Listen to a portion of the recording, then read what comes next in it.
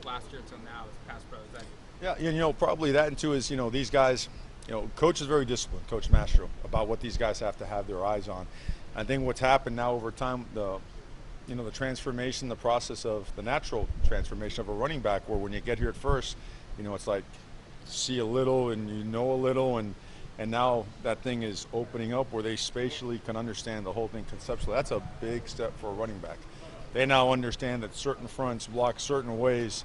They still trust their eyes, they trust their process, but be ready for a guy to jump over and be able to hit a backside crease in the A or B gap. So, no, they've can't say enough about. I'm always messing with them, always messing with them. Talking about hey, we're gonna be able to run over a guy today, or we're gonna get knocked back the other way. So they're good guys.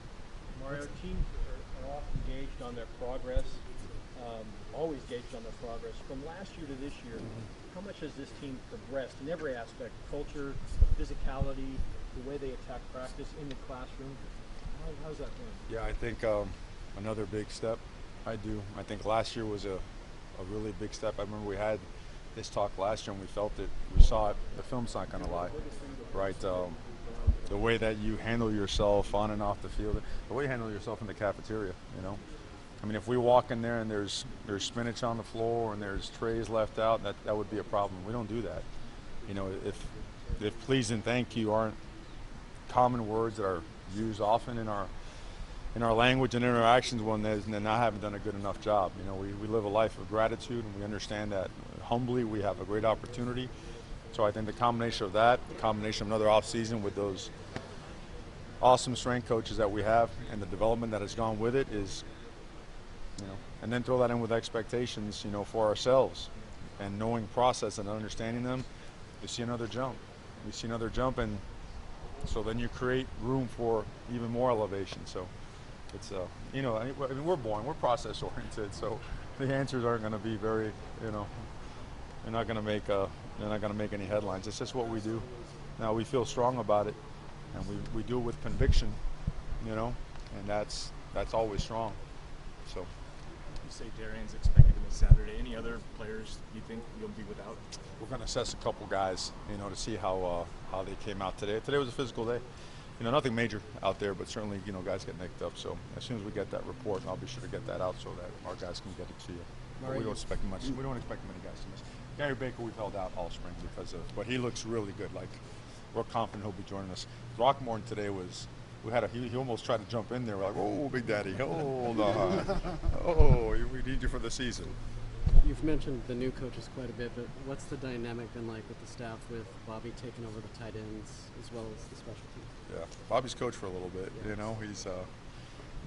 I think when you speak with Bobby, I think you guys know what you get is a genuine professional with a high level of passion and just a wealth of information that just makes people around him better as players and as coaches. And our players love him. Our players love him because the way he presents himself, because the way he connects with them. I didn't recognize him the other day. He's out here swagged out of Nike stuff. I thought he was a teenager just running around and with his hat on backwards and all that stuff. But Robbie means so much to the program, and he's brought so much to the program that I think the transition has been a great one. His last tight end that he coached was O.J. Howard. He did okay, and I think he's going to continually just make that tight end position group better and better. And I think we saw that thing today. We had the perimeter block and drill. And we involved everybody, running backs, tight ends, receivers, and tremendous step in that direction. Nick Saban let the media call a few plays of the Alabama spring game. Did he? How would you feel about us? Is there a sign-up sheet out here? Yeah, how would you feel about us taking over the keys of the offense? You know what? I think it's a great idea. I want to make sure that none of our starters are in there when we do that. You know what? I think it's a good idea. Why don't we, we'll talk about it for the spring game, and I think it's 2036. We'll get all those plans drawn up. Sounds good. Got some good plays. We'll Triple get it option, going. yeah. Yes, sir. Yeah. Absolutely. We know what you get out of Justin, but what do you want to see from your backups? What we've been seeing all spring long. I can't say enough about Tyler Schapps. Want to see Kale play a little bit as well. Tyler has taken a significant step. I say that emphatically because of what we have seen. And a lot of times he's working behind, sometimes when the twos or ones get banged up, he's working behind the 3-0 line. And you got some pretty good pass rushers on this team, and he's making things happen. He's negotiating throws and being creative and extending plays with his feet as well.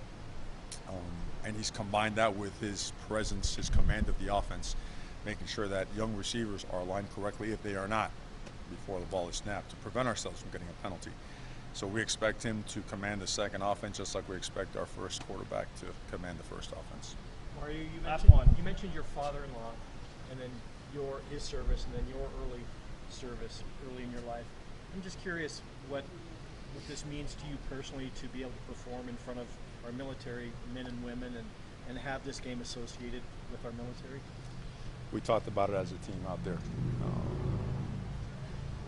I don't think it's ever mentioned enough. I don't think we ever show enough gratitude for the military. You know, we asked our guys out there how many of you guys have family members in the military. About 80% of those hands went up. And how many in the last 10, 12 years have experienced a deployment or something of that nature and all that stuff, and a bunch of hands were up as well. So it's something that we all take to heart. I take to heart. I know our staff does as well. It's the very least we can do. I mean, it's we need to do more, but this is a great start to it. Complete appreciation, honor, and love for what they do, the sacrifice they have made, and the sacrifice they will continue to make. And it's something that it's a tradition. When I first arrived here at Oregon, the first time I saw it, I was blown away. Like, wow, So it's awesome, and love it. Thanks, everybody. Thank you, guys.